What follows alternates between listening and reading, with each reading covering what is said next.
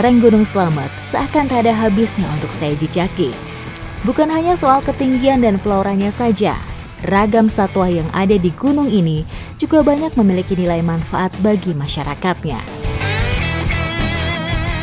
Saya udah berada di hutan Windusari bersama dengan Bu Astuti dan Bu Siti mau cari salah satu sumber protein yang ada di sini. Ikuti jejak saya, jejak petualang. Salah satu pemanfaatan area perkebunan di sini adalah dengan menanam pohon sengon untuk diambil kayunya. Namun sayang, beberapa lahan sengon terserang gendon kerep. Ini ya Bu. Oh, nih kita udah sampai di lokasi tempat di mana gendon kerep itu berada. Jadi adanya tuh di atas itu tuh. Pohon ini, pohon albasia, ini roboh karena gendon kerap itu. Gendon kerep atau ulat alba merupakan larva dari kumbang tanduk. Larva kumbang ini biasanya mengebor ke dalam kayu dan dapat menyebabkan kerusakan pada batang kayu. Yuk Bu, tarik! Oh. Ini ibu-ibu ini tenaganya juga lumayan ya. Tadi udah makan. Udah makan? Udah. Ya lumayan kuat ini Bu, tuh udah mulai patah tuh. Oh. Iya. Pohonnya rapuh dan ini benar-benar udah mati ya. Coba Bu diketok-ketok Bu. Nah, udah mati kan. Ini nih karena kerap gendon tadi ya Bu ya. Iya.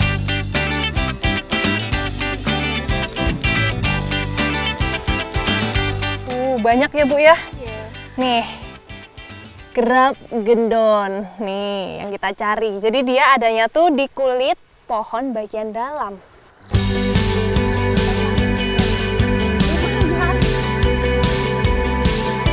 Aduh, banyak banget. Jadi biasanya kerap gendon ini adanya tuh di musim hujan dan kebetulan saya kesini pas musim hujan. Jadinya nggak perlu susah-susah ya Bu ya. Udah langsung dapat banyak. Tuh,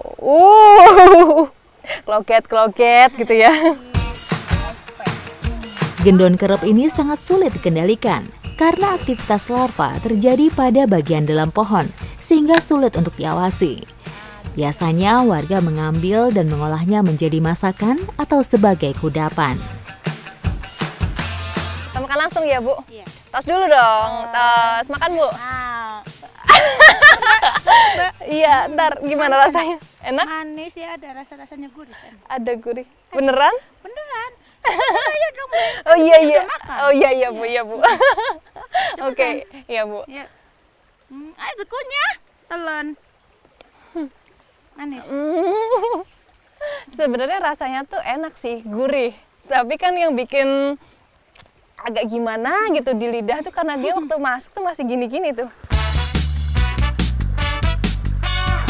Ini kerapnya kan bisa dimakan langsung. Selain bisa dimakan langsung, bisa diolah juga ya Bu ya. Dan kalau diolah katanya rasanya lebih enak lagi. Sekarang kita olah ya. Ikuti jejak saya, jejak petualang. Ayo Bu.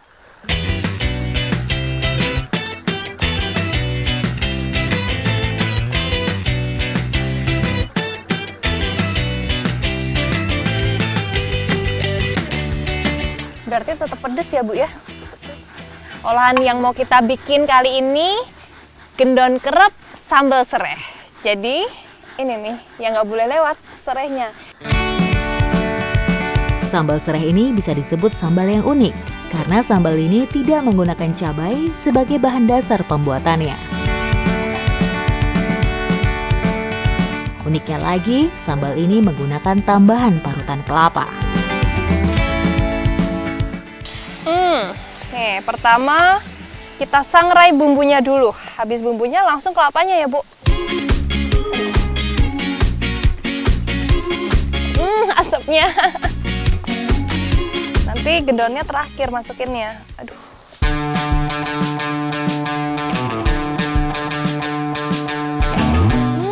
Aromanya tuh udah wangi banget. Udah mateng ya, Bu ya? Udah aman dan gosong Ki ya? Aman dan gosong. Iya, yuk diangkat yuk. Waktunya kita makan-makan.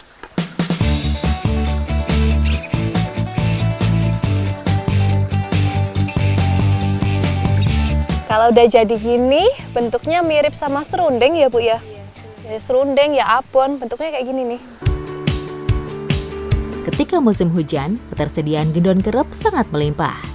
Karena begitu masuk musim kemarau, larva-larva sudah berubah menjadi kumbang tanduk. Jadi rasa dari gendonnya tuh gurih banget. Terus parutan kelapa sama bumbunya ini rasanya kayak serundeng ya. Kalau ini pedesnya pedes sereh, jadi pedesnya rasanya kayak agak panas gitu ya. Panas. Tapi enak banget. Enak banget. Salah satu kandungan nutrisi dari gendon kerep adalah protein. Seperti kita ketahui, protein sangat penting untuk memperbaiki sel dan jaringan tubuh. Ikuti jejak saya, jejak petualang.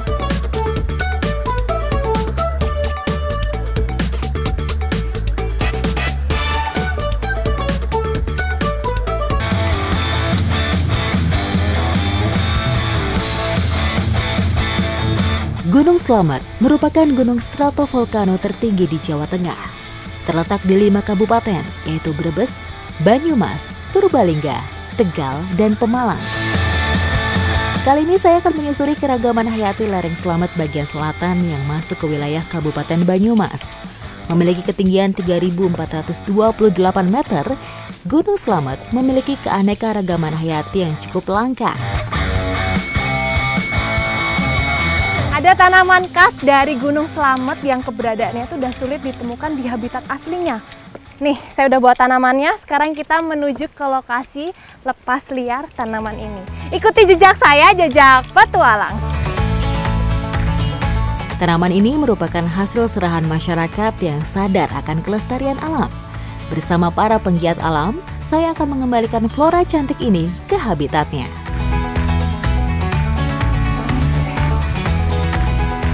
Seperti yang kita tahu, tumbuhan anggrek ini membutuhkan inang untuk dia bisa hidup. Dan untuk memilih inang yang tepat, kita harus melewati lokasi ini nih. Sebelum turun untuk melakukan canyoning, kita wajib menggunakan alat-alat keselamatan. Udah siap turun ya, Mas? Siap. Nih, jadi yang turun pertama tuh Mas Roy ya, karena Mas Roy itu benar-benar udah berpengalaman. Canyoning adalah salah satu olahraga ekstrim yang memadukan variasi teknik rappelling, scrambling, river hiking, dan tali temali. Aktivitas ini berbasis pada penelusuran sungai, ngarai, dan air terjun. Ngelihatnya aja udah tegang banget loh. Tapi kayaknya seru banget. Banyak udah mulai turun, udah mulai mau ke bawah itu.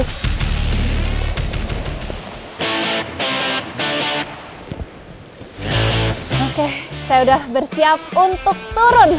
Siap ya Pak ya? Siap. Yuk! Air terjun yang akan saya turuni ini adalah salah satu air terjun eksotis di lereng selatan Slamet. Licin dan berlumut, jadi saya harus berhati-hati supaya tidak salah langkah dan terpeleset. Ini baru turun dikit aja, udah ngerasain kesulitannya. Jadi benar-benar kaki ini harus nahan, nggak boleh terlalu rapat, nggak boleh terlalu lebar. Sejarah awal canyoning berasal dari Perancis yang ditujukan untuk penelitian hidrologi, meteorologi, dan penelitian yang membahas tentang struktur bumi. Karena aktivitas ini tergolong ekstrim, jadi banyak petualang yang tertantang untuk mencobanya, hingga akhirnya berkembang ke seluruh dunia.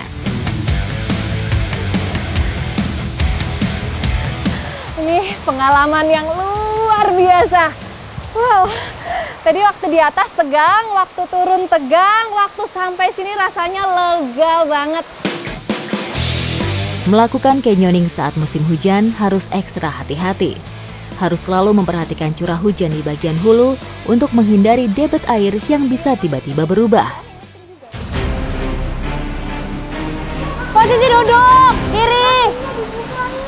Kiri, Mbak. Sampai lu sama kaki, nanti baru lepas. Turun lagi, badan turun. Awas! Udah lepas sampai yang tadi lepas. Wah, luar biasa. Tas dulu dong. Wih, keren.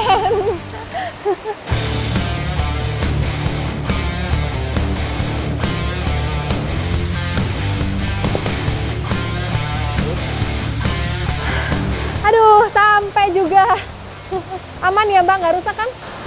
Oke, udah sampai.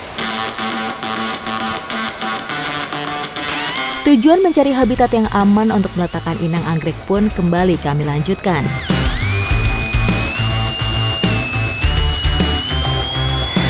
Bebatuan yang licin membuat medan petualangan kali ini jadi seru banget. Lokasi relokasi anggrek harus dipilih dengan seksama. Kami berusaha mencari lokasi yang paling mirip dengan habitat awalnya. Yuk, lepas ini. Oh, kita udah sampai di lokasi lepas liar anggrek. Nih, pohonnya gede banget ternyata ya Mas ya. Jadi memang pohon yang dipilih tuh yang ini nih. Ukurannya besar, terus banyak lumutnya. Anggrek merupakan tanaman epifit, dapat hidup pada kondisi dengan ketersediaan air sangat rendah. Banyaknya lumut yang menempel adalah salah satu indikasi jika pohon tersebut cocok sebagai inangnya. Grama stapeli atau biasanya disebut sama anggrek pisang ya Mas, bener ya? Pisang. Ini kenapa disebut anggrek pisang? Mungkin karena bentuknya mirip sama pisang. Tapi sayangnya ini bunganya udah pada rontok ya. Ini tuh tempat bunga nih, biasanya nih bunganya tumbuhnya di sini nih. Bunganya, Tuh. biasanya kalau banyak hitam, kelihatan hitam. Hitam gitu warna bunganya ya. Bunga anggrek pisang mengeluarkan aroma harum dan mekar selama 1 hingga 2 bulan. Bahkan jika tidak ada gangguan angin dan tangan manusia, masa mekar bunganya akan lebih lama lagi. Jika dilihat dari sisi komersil, keunikan inilah yang membuat anggrek jenis ini banyak diburu orang. Di sebelah sini ya Pak ya. Nih, ngeletakin anggreknya juga nggak boleh sembarangan. Jadi kita mengikuti arah matahari terbit. Salah satu persyaratan yang perlu diperhatikan untuk menanam anggrek jenis ini yang paling utama adalah temperatur. Jadi dibutuhkan sinar matahari langsung dengan suhu hangat hingga panas. Nah, kalau yang ini anggreknya anggrek tanah, jadi ditanamnya di tanah. Tidak semua anggrek hidup sebagai epifit. Ada juga yang hidup di tanah membentuk umbi sebagai cara beradaptasi terhadap musim dingin. Kalau dilihat tanaman anggrek itu cantik banget kalau udah berbunga.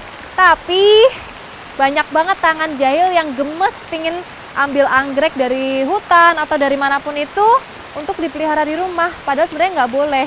Biarkan mereka hidup di habitatnya. Ikuti jejak saya, jejak petualang.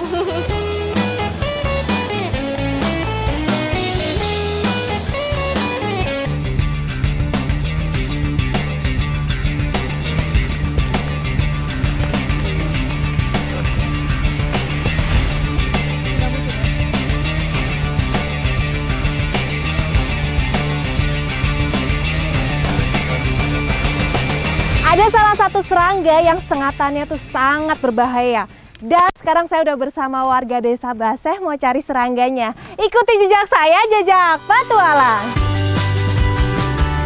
Kalajengking merupakan salah satu serangga yang banyak ditemui di hutan lereng Slamet. Mana Mas? Oh ya, ada lubang-lubangnya ya? Iya bener sini ya. Nah, kita sampai di lokasinya. Hewan beruas ini dikenal mempunyai racun yang cukup berbahaya bagi manusia pada bagian ekornya. Di balik racunnya yang cukup berbahaya, ternyata hewan yang masih berkerabat dengan ketongging ini memiliki manfaat untuk manusia.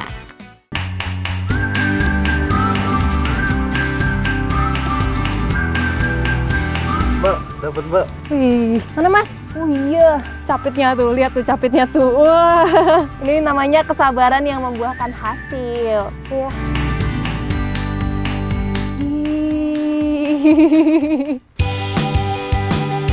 Beberapa warga desa Baseh, Kecamatan Kedung Banteng, Banyumas, biasa berburu kalajengking untuk diambil manfaatnya. Alat-alat berburunya masih sangat tradisional dan cukup sederhana. Nih, jadi alatnya itu pakai ini nih, sodo, namanya sodo ya Mas ya. Tuh, ini gunanya untuk memancing kalajengkingnya. Jadi kalau misalnya kita korek-korek, terus nanti ada kerasa gerak-gerak gitu, nah itu berarti ada kalajengkingnya.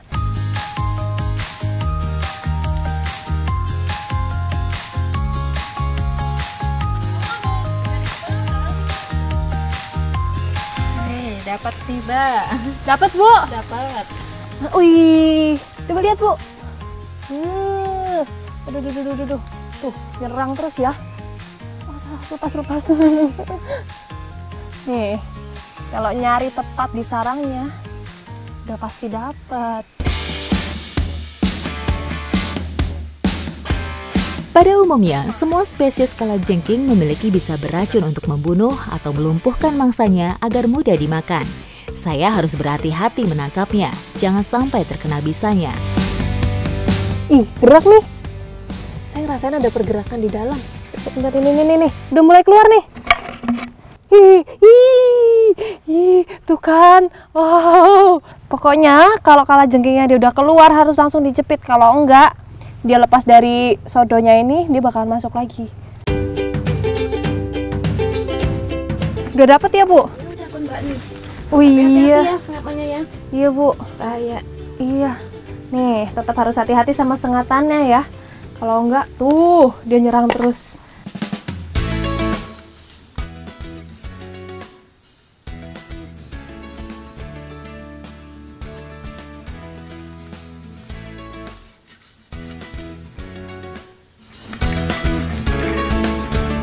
Dapat lagi, Mas. Hati-hati. Iya. Oke, udah dapat banyak. Tunggu apa lagi? Mau kita olah. Kalajengking kira-kira diolah jadi apa ya? Penasaran kan? Ikuti jejak saya, jejak petualang. Ya, Bu, Mas.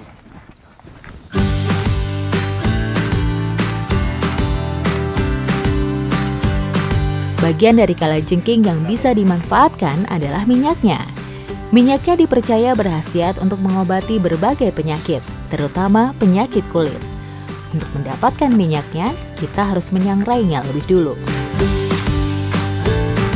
Nih, kalajengkingnya udah kita tangkep, mau kita olah dan kita ambil minyaknya. Tapi sebelumnya, sengatannya tuh harus dihilangin dulu ya, Bu.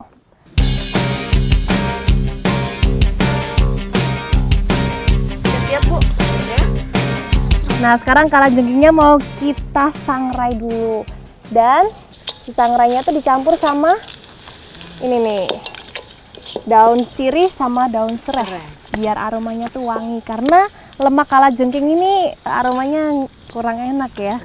Jadi yang membedakan daerah lain sama daerah desa Basa ini nih. Serai sama sirih. Selain membuat aroma menjadi wangi, daun sirih dan serai juga mempunyai ragam khasiat. Kandungan vitamin A dan C dalam serai sangat baik untuk kesehatan kulit dan rambut. Sedangkan daun sirih bermanfaat sebagai antiseptik. Ini harus diaduk terus ya, Bu?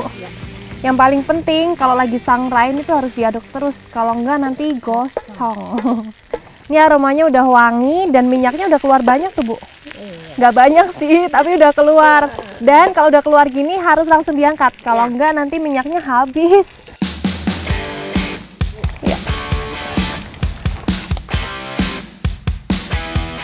Oh, udah.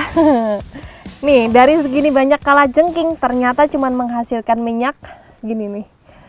Jauh banget perbandingannya ya, Bu ya? Iya. Tapi jangan salah, walaupun sedikit bisa untuk obat kulit ya. Iya, khasiatnya besar. Khasiatnya besar ya. Tadi waktu cari kalajengking saya digigit nyamuk. Nih. Bisa untuk obat ini bisa juga. Coba aja. Coba dioles ya. Hangat ya, Bu ya? Iya. Ini hangat dan aromanya juga wangi. Heeh.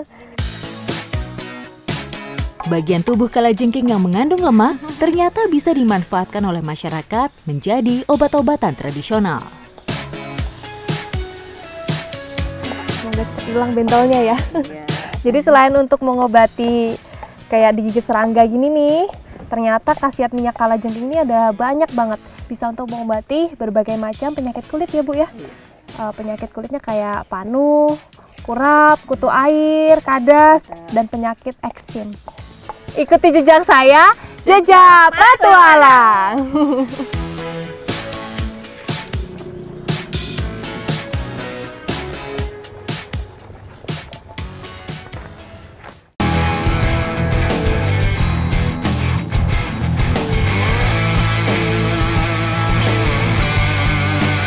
Kedung Nila, sebuah lubuk besar di aliran Sungai Pelus yang terletak di Batu Raden, Kabupaten Banyumas, Jawa Tengah. Tempat ini sangat cocok untuk melakukan kegiatan olahraga air. Ada banyak cara menangkap ikan. Ada yang dipancing, ada yang dijaring. Tapi kali ini kita mau ikan dengan cara free diving. Tapi free divingnya bukan yang biasanya ya Pak ya? Betul sekali. Free divingnya pakai alat.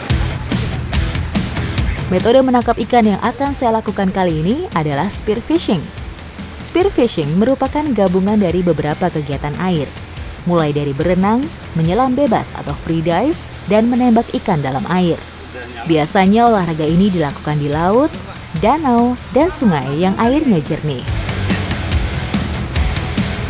Kita udah siap untuk spearfishing dan alatnya itu menggunakan alat rakitan sendiri nih ya Pak ya? Betul.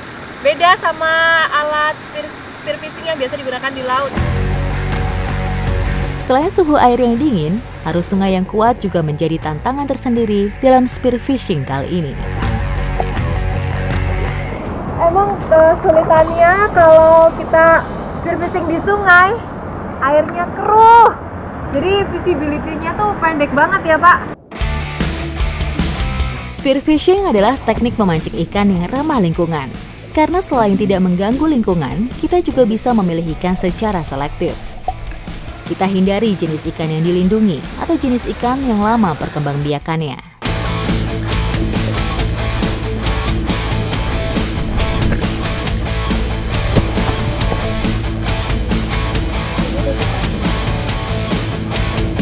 Banyak nih Pak, walaupun kecil-kecil ya. Wih, Bapak langsung dapat 2. Iya. Pas lagi ngumpul banyak lagi. Keren banget nih, langsung dapat 2.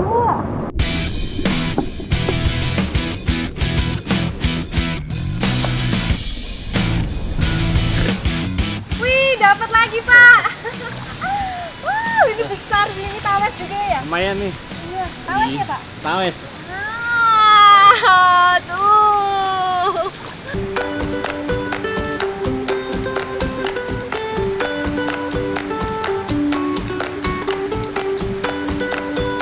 Saatnya memasak hasil perburuan hari ini.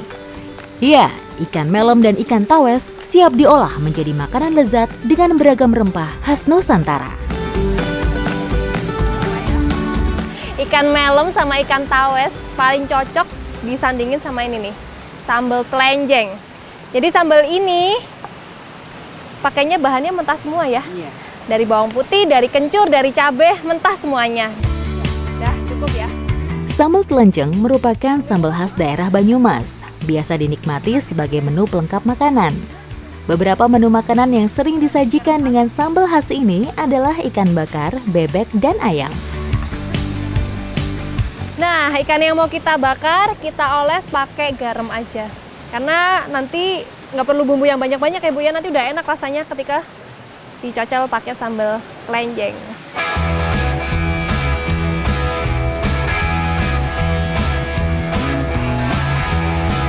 Puter Bu, ntar gosong. Seru banget ya. Habis nangkep ikan, terus langsung dibakar di pinggir sungai sambil mendengarkan suara aliran air sungai.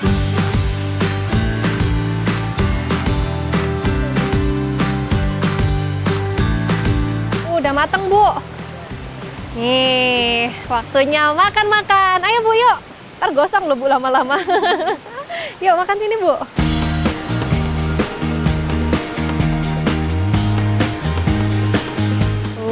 Nih waktu yang ditunggu-tunggu ya Bu, udah lapar dari tadi ya. Nih, saya mau ngicipin ikan melemnya dulu. Tapi nggak pakai sambal dulu, saya mau ngicipin rasa daging aslinya. Enak banget, dagingnya tuh keset, rasanya gurih, dan ini tuh mirip kayak ikan masher ya Bu. Ikan dewa itu loh, mirip loh ini loh.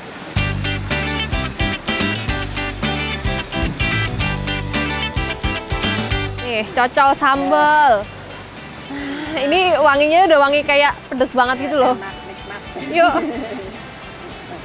Ini sambalnya tuh karena sambal mentah jadi dia seger ya Bu ya. Mungkin dari kencurnya ya. Pedas asin, segar. Mantep banget.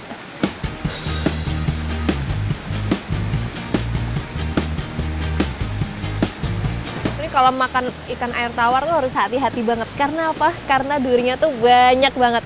Dan ini nih ikan tawes, durinya jauh lebih banyak daripada ikan melem ya Bu ya. Tapi enak ya, lembut dagingnya. Ikan melem dan tawes kaya akan protein dan zat besi hewani yang menyehatkan. Zat besi sangat dibutuhkan tubuh kita untuk memperbaharui jaringan sel darah merah yang sudah mulai rusak. Dengan begitu, badan kita jadi bisa selalu energik dalam melakukan setiap aktivitas. Kalau kita nangkep ikan dengan cara yang benar, tidak dengan dikasih bahan kimia ataupun disetrum, gini nih, kita bisa menikmati hasilnya. Ikuti jejak saya, jejak petualang.